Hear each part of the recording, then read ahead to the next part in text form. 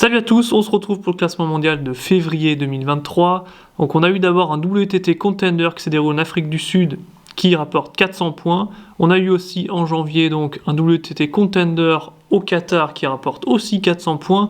Et pour finir, on a eu un WTT Feeder qui remporte 150 points au vainqueur. Ce qu'il faut savoir, c'est qu'il y a aussi l'expiration de certains points gagnés par les joueurs en 2021. Donc c'est ça qui va aussi expliquer quelques modifications au classement mondial.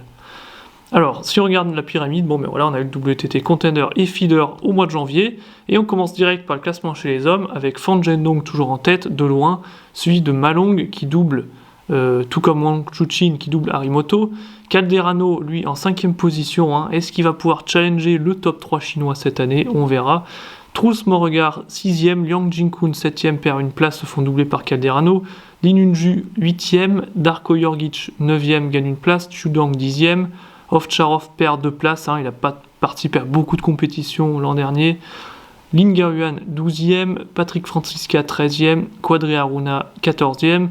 Timo Boll, 15ème, il va devoir s'accrocher pour rester dans le top 20, cette légende allemande. 16ème, Lim Jong-hoon, 7ème, Chuang Chi-yuan, 18ème, Zhang Wujin, 19ème, Anton Kalberg et 20ème, Kanakja. Donc ça nous fait 2 nouveaux visages dans ce top 20 en 19 et 20e place. Si on regarde maintenant nos Français, on a Alexis Lebrun, toujours le meilleur Français donc dans ce classement, 27ème. 31ème, on a Simon Gauzy. 50ème, on a Emmanuel Lebesson qui perd 2 places.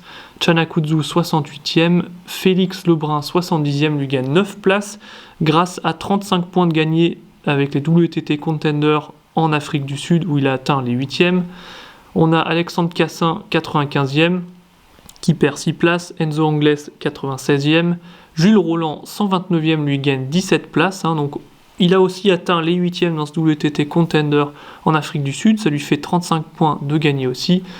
On a Léo Denodré, 153e, qui lui apparaît donc nouveau dans ce top 10 français parce qu'il a atteint les quarts de finale dans le WTT Feeder au Qatar, donc plus 30 points pour lui. Ça l'a propulsé en 153e position au classement mondial.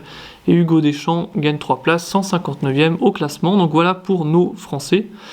Maintenant, si on passe aux joueurs du mois de janvier 2023, c'était pas du tout compliqué pour moi ce mois-ci, vu que Calderano a vraiment fait performer de ouf. Voilà, j'ai pas trouvé meilleur comme expression.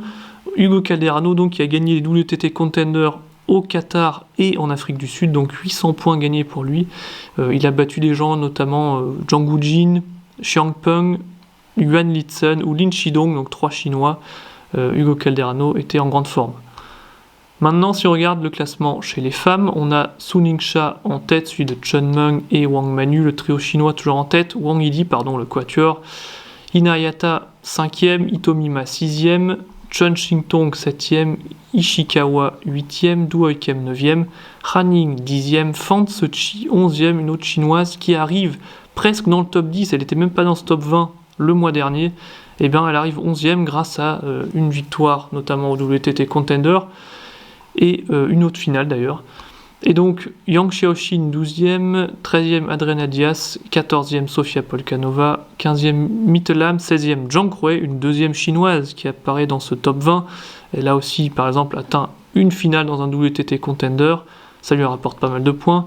Kiara Miyu 17e, 18e Yuan Jianan, 19e Fuyu, et jamais 203 Chen Tianyi, une autre chinoise qui apparaît dans ce top 20. Elle a remporté le WTT Contender en Afrique du Sud. Donc voilà pour les femmes. Maintenant, si on regarde nos françaises, donc Yuan Jianan, 18e, Pritika Pavad, 89e, Camille Lutz, 128e, qui gagne 13 places. Elle a atteint les 8e dans le WTT Contender en Afrique du Sud, donc 128e au classement mondial. Charlotte Lutz, 132e, plus 2 places. Pauline Chasselin, 139e. Audrey Zarif, 147e. Leili Mostafavi 190e, Marie Migaud 199, Lucie Gauthier 227, donc pas beaucoup de bouleversements sinon à noter, et puis Océane Guinel 283e au classement mondial. Donc voilà pour les Françaises.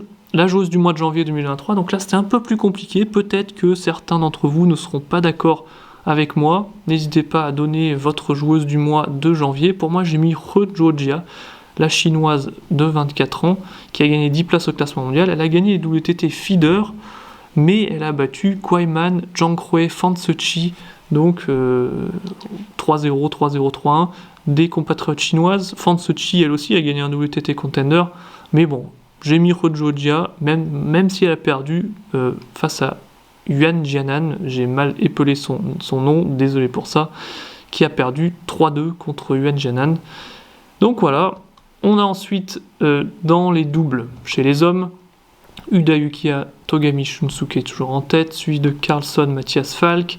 Et ici, on va directement regarder les modifications. Donc on a deux nouvelles paires, donc Cho Seung-min, Han Jae-eun et Robert Gardos, Daniel Bozon, qui arrivent en 9e et en 6e position. Et sinon, voilà, un petit peu de bouleversement, comme il y a eu des points enlevés et puis quelques compétitions.